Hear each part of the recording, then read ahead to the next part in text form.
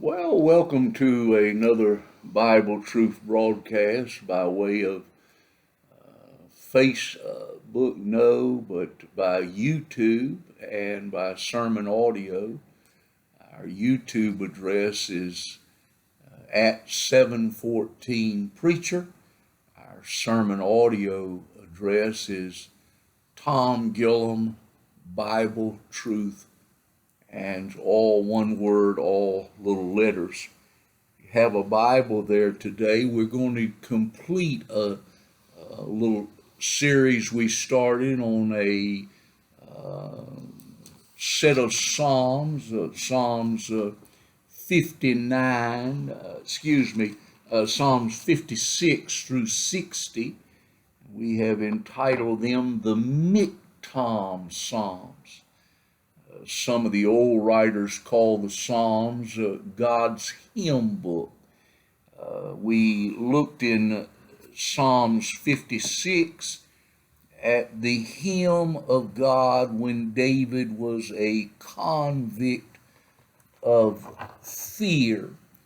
We notice in each one of these Psalms that we are exposed to another side of God. He's so hard to explain.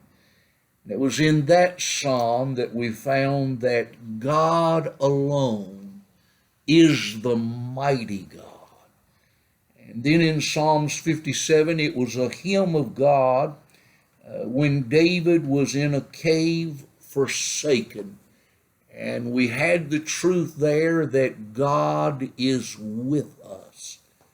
And then we went to Psalms 58, this Miktam Psalm, a hymn of God when David was a captive of frustration. There we found that in that psalm that our God reigns.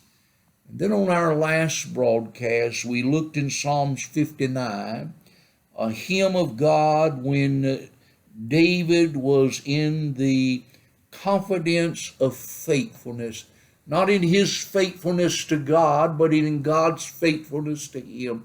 And there we learn that God is faithful. Now, today I want to turn our attention to Psalm 60, hymn number 60. And I want us to see that this psalm was written as a hymn of God when David was in a conflicting fight.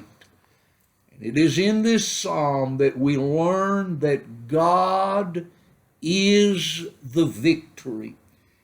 Notice the declaration in this conflict in the title. Charles Haddon Spurgeon said, believe the titles is inspired as the text. He says to the chief musician, this was for public worship, upon Shushan Eduth. That little word there is a horn shaped like a lily to call the assembly to battle. So it is in this psalm that David is calling the assembling together for battle. He says it is a miktam of David. That little word miktam means to engrave it upon the mind through singing it over and over again. He wants them to have this down pat and then to teach. He says this psalm is for teaching. When he strove with Aram, he uses those two words, Aram, and then again another Aram. Those words were two rivers meet together. So it seems from the text and in Samuel as well that David is up north where the Euphrates and the Tigris River meet together, and he is in a battle there. When he learns of a skirmish, an outbreak in the Valley of Salt, way down south, in the land of Edom and the land of Moab, a land that he felt like was secure, won, W-O-N, won and done. It was a secure area where a battle breaks out. The title says that he had to send Joab down there to fight. How often it is in the life of God's people that Satan will allow a secure area, an area where we'd say, man, I didn't see that coming. I didn't see I was going to have a skirmish there. I thought that was won and done. That was a secure area. And here Satan comes and attacks in that area. It is in this psalm that David will deal with how to deal with that kind of conflict. I notice not only the declaration of the conflict, but I notice the desperation of the conflict. Oh, how often when Satan attacks this area where we thought was so secure in our life, maybe in a child, in the family, or in finances, we just don't see it coming. And he attacks a secure area, a one and done area. Oh, how it creates in us a thought of desperation, that area that has been so secure is now so unsecure. Notice in this desperation of conflict that David would mention the author of desperation. Who has authored, who has caused this conflict? 8 times. 8 is the number of new beginning. He says in verse number 1, O God, thou hast. He says again in verse number 1, thou hast. He says it again in verse number 2. Thou hast made the earth to tremble. Thou hast broken. Again in verse 3, thou hast showed thy people. Again in verse 3, thou hast made us to drink the wine of astonishment. Again in verse number 4, thou hast given us a banner. Here, David comes to the conclusion in a new beginning that God is behind it all. Why would he do that in this area where we felt was so secure? Now he has become so insecure. It is so that we will not trust the flesh. Because David immediately says in verse number 1, O God, O Elohim. He says, thou hast cast us off. Thou hast rejected us. Thou hast spurned us. He says, thou hast scattered us to cause to burst, to cause a disunity. Isn't that what we're experiencing here in the USA? God has caused a great disunity. And he says he is totally displeased with us. God is behind it all. What is he doing? He is letting us see this area of security, this one and done. Now it has become so unsecure. I notice not only the author, but the effects in desperation. He says in verse number 2, thou hast made the earth to tremble. It seems like this area of insecurity now has caused our whole being to just shake.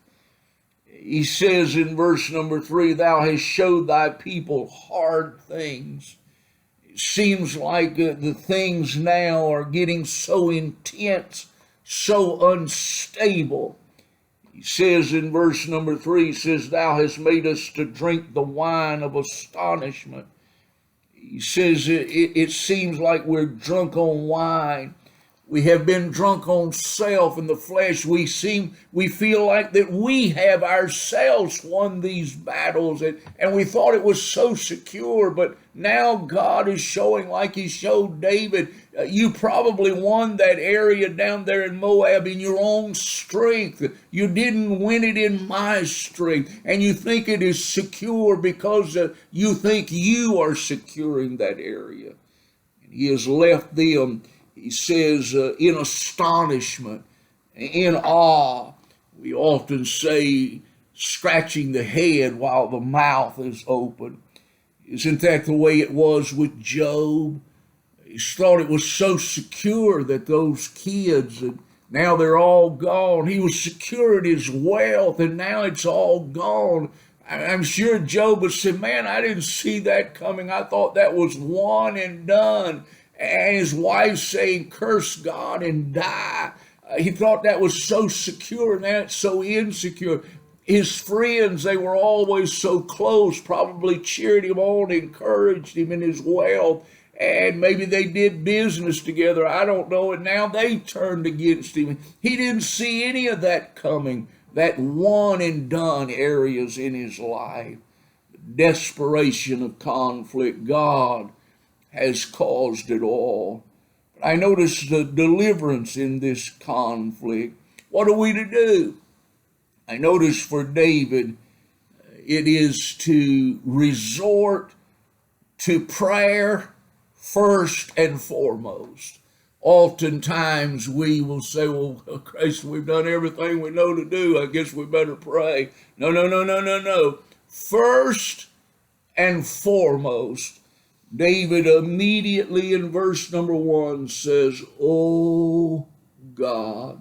The latter part of verse number 1, oh, turn thyself to us again. Turn back to us, God. Oh, God is the God of second and third and fourth and fifth chances. When there is an area of conflict that we thought was so secure and that has become insecure, there's no security there. It seems like it's worse than it has ever been, and you thought it was so nailed down. What are we to do? Oh, God, turn and help us again. Don't let us put confidence in the flesh.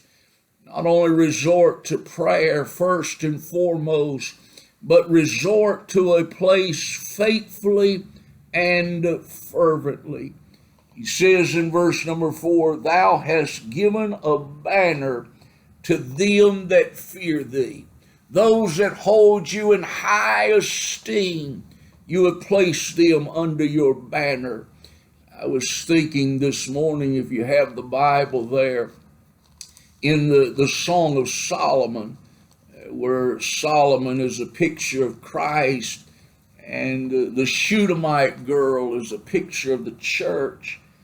He says in chapter 1 in verse number 15, behold, thou art fair, my love. Behold, thou art fair. Thou hast dove's eyes. He said he saw in this gale, and he ought to see in us, the church, dove's eyes, singular vision, eyes only for him.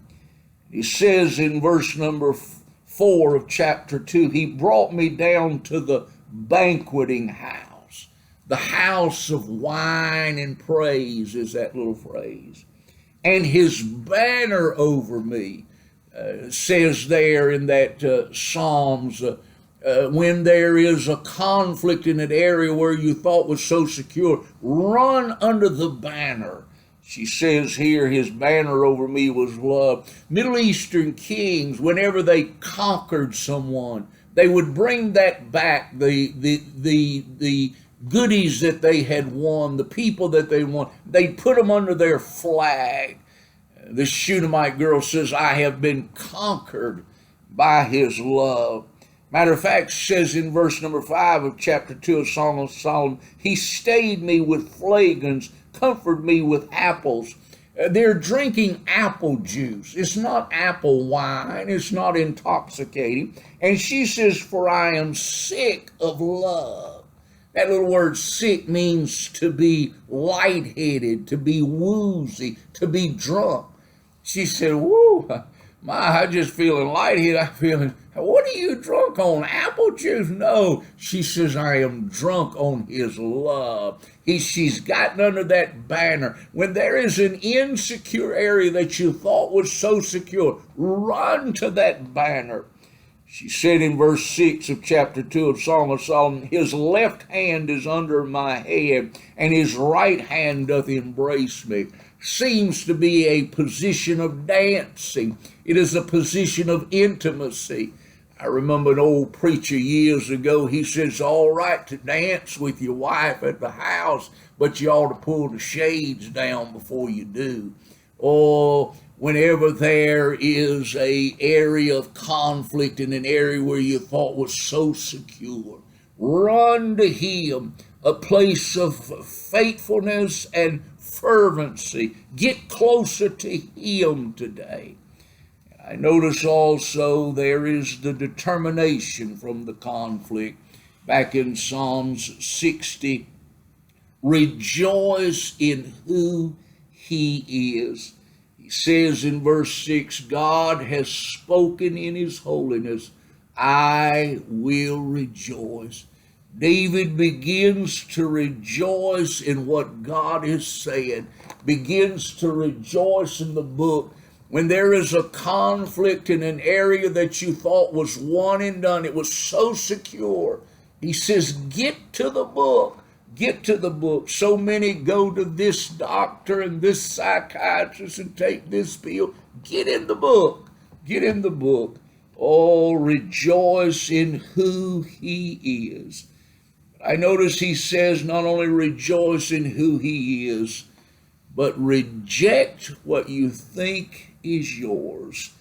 He says in verse number 11, wilt not thou, O God, which hadst cast us off, thou, O God, which didst not go out with our armies.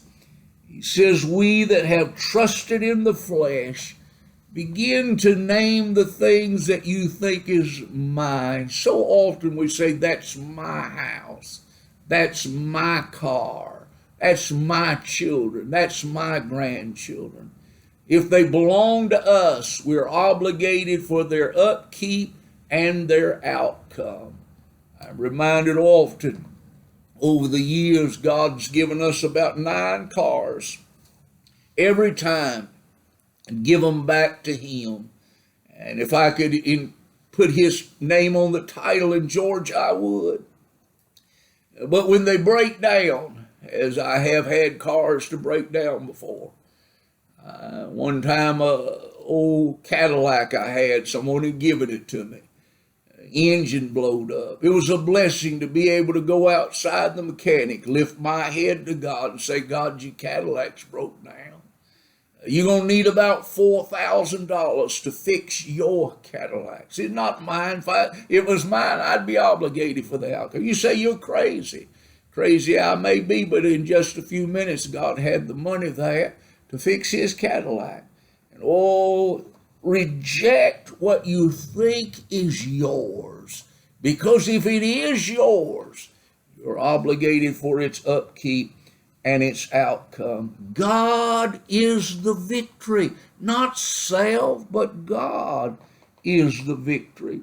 He says in verse number 12, through God we shall do valiantly. We must remember that side of God. These areas of scrimmage that we thought were so secure and they became insecure, it is because we have looked at them in the flesh. We must see that God is the victory. I mention a couple of things in closing today. Whenever the enemy comes and an area where we thought was one and done becomes very insecure, first of all, run to the banner of prayer. Second of all, identify in our lives the things that we feel are very secure. It may be finances, may be a marriage, may be a relationship of your children with the Lord, your grandchildren. Identify areas in your life that you feel are one and done. They're very secure. Number 3, apply large doses of prayer to those areas that you think are so secure. I came by those 3 from another old preacher. It was so helpful. When those insecure areas, run to the banner of prayer. Identify the areas you feel are so secure, and then apply large doses of prayer to those. The old songwriter said it well when he said, "Sweet hour of prayer calls me from a world of care, bids me at my Father's feet, though makes all my wants and wishes known. In seasons of distress and grief, my soul has often found relief, and oft escaped the tempter's snare by thy return, sweet hour of prayer." May that be our desire today, when there is a conflicting battle, to run to God. Spend those times in prayer, prior heavy doses of prayer to those areas that we thought were so secure. How come? God is the victory. It's been a blessing to have you on the broadcast today. Thank you for listening to these. Maybe tell a friend about it, about the about the YouTube broadcast and about the sermon audio.